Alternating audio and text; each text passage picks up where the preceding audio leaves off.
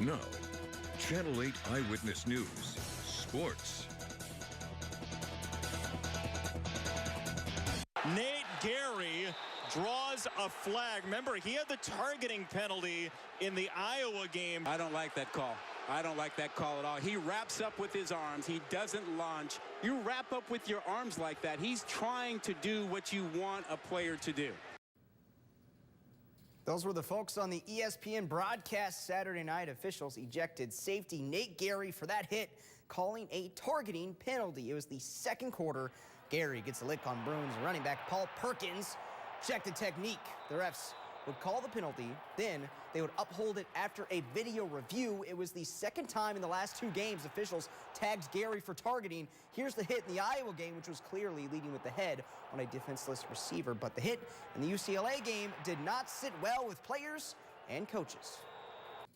From what I saw on the film, I first of all didn't think it was a penalty, and secondly, I couldn't believe that it wasn't overturned. I mean, to be honest, pisses you off as a defensive player. I mean, really, if you look at it, I mean, he came in with his shoulder, wrapped him up, wasn't leaving with the helmet. They could have called target on my hit on Rosen. I think it would have been a better call if they called that than on Nate. We lose Nate.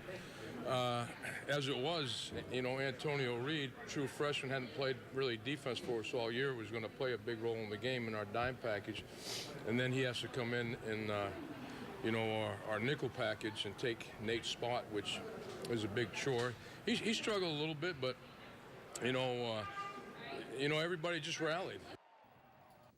Some bowl action today. Another 5-7 Big Ten team, Minnesota, in the Quick Lane Bowl, taking on Central Michigan.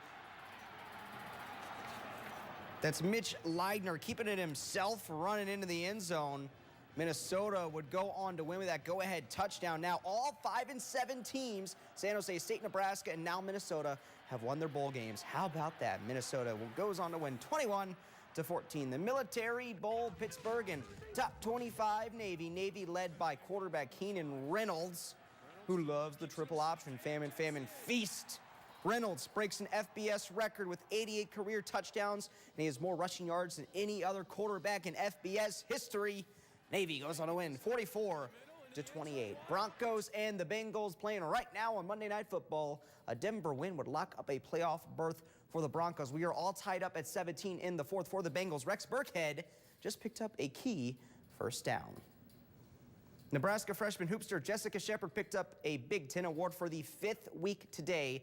The conference named her Freshman of the Week again. In fact, she's only not earned a weekly honor twice this season out of 7 weeks. The Nebraska men open up Big Ten play on Wednesday. They will host Northwestern at Pinnacle Bank Arena at 3 p.m. You can watch the game on ESPNU. The Wildcats will be without their 7-foot center Alex Ola, who has a stress fracture in his foot. The Huskers say they have to start from square one come conference play.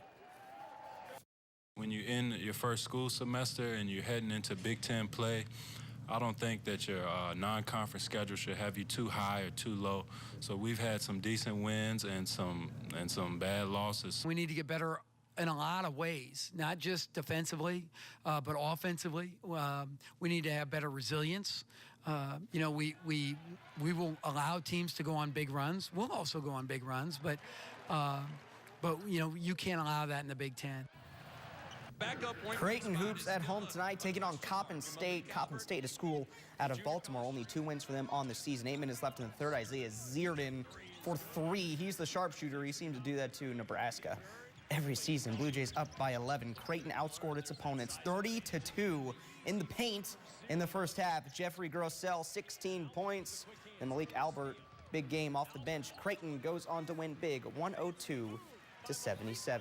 I'm not sure what to make heads or tails of the Nate Gerry targeting play. My personal opinion, I thought it looked clean, right? You could see the difference from what he learned from the Iowa game to the bowl game. Yeah, I'm not saying it was a good call by any means, but everyone's erring on the side of caution these days with concussions and all that. But hey, I guess the secret to bowl wins: go 5-7, and they won't see it coming.